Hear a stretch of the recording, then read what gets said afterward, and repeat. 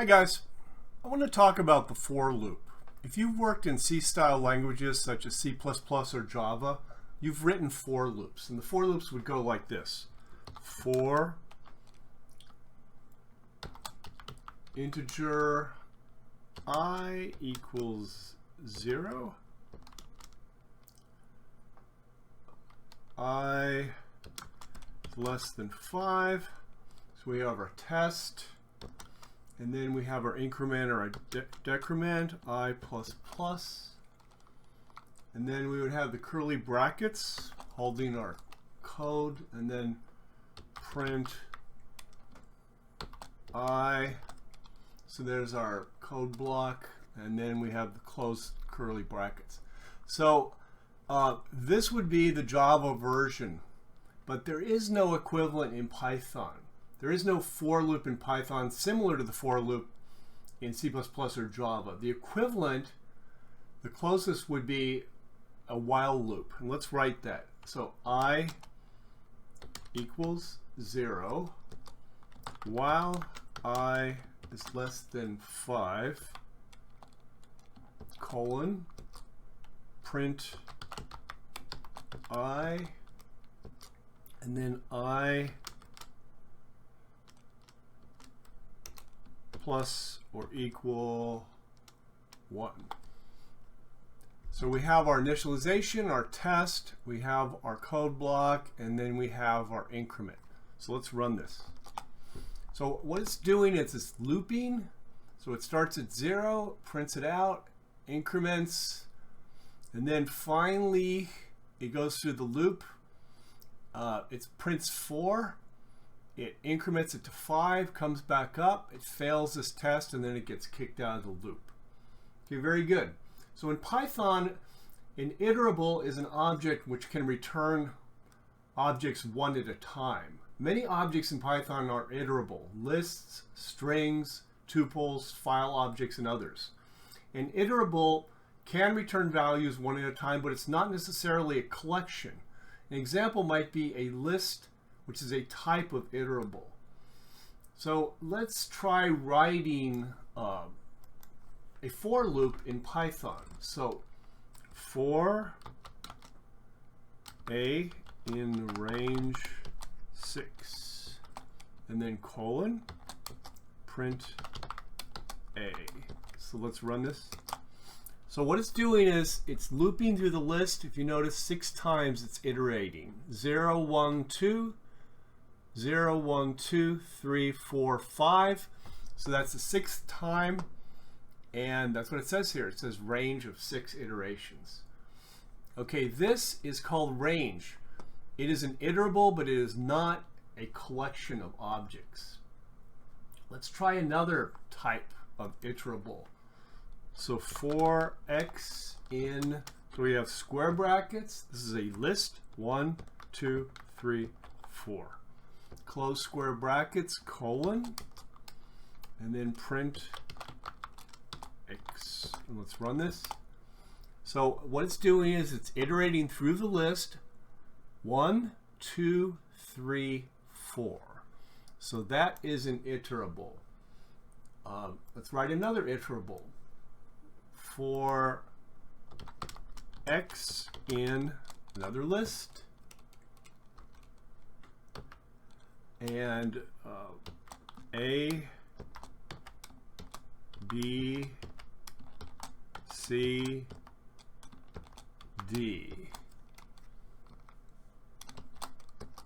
Print x. So let's run this. So A, B, C, and D. Now notice, if we did not have these quotation marks, we'd actually get an error, because it would say, I don't know what to do with this variable. The name is undefined, but because these are strings, we put the quotes around it, and it's actually printing out the strings. Good. Let's try another one. Another string iterable. For x in was up. And then colon print x. Now is this going to run? Yes. So what it's doing is it's iterating through this string from the W to the question mark, and then it's ending with its iteration. Okay, good. When we iterate over an iterable, each iteration returns the next value or the next object in the iterable. So let's try another one. So here we have for x in, and this is a list, but it's a list of tuples. So the square brackets designate a list, and the parenthesis designates a tuple. So remember, a tuple is immutable, and a list is mutable. So we have 1, 2, 3, 4, 5, 6, 7, 8, 9. Print x, and I added this print. The last value of x was plus string, so we're casting the x as a string, and we're adding it to the bottom. So let's try that.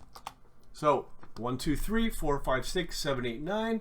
The last value of x was, and it's printing out our last tuple here. So 7, oh, actually that should be 7, 8, 9, but that's fine. Okay, so that is an example of an iteration through an iterable. And then in this iterable, we have a list of tuples. Let's try another type of iterable. Okay, so here we have 3 variables that are identifying the objects within the tuple. So we have 1, 2, 3, 4, 5, 6, 7, 8, 9.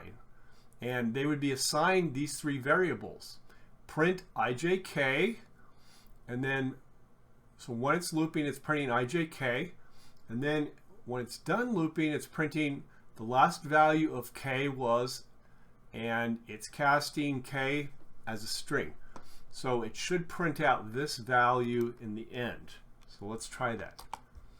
So here it printed this tuple, 1, 2, 3, the next tuple, 4, 5, 6, the next tuple, 7, 8, 9, and then it printed the last value of k was 9. So these members of the tuple are actually being assigned to these variables. So that's pretty interesting. All right. So let's try using break and continue statements in our code, similar to the way we use them when we were working with the while statement. So let's try that. So we're going to do for I in range of 5.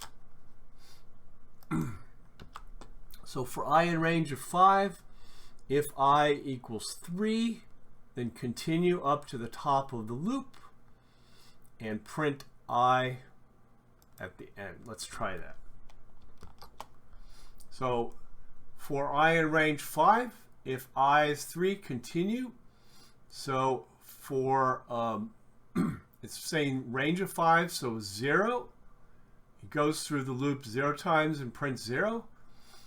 Goes through for 1, for 2, and then when it comes down for 3, it's saying I is 3, so it goes back up to the top of the loop when it hits the continue. And then, so it's skipping that printing, and then it's printing the final one. So excellent. Let's try a variation on that, but let's move the continue to the end after the print statement.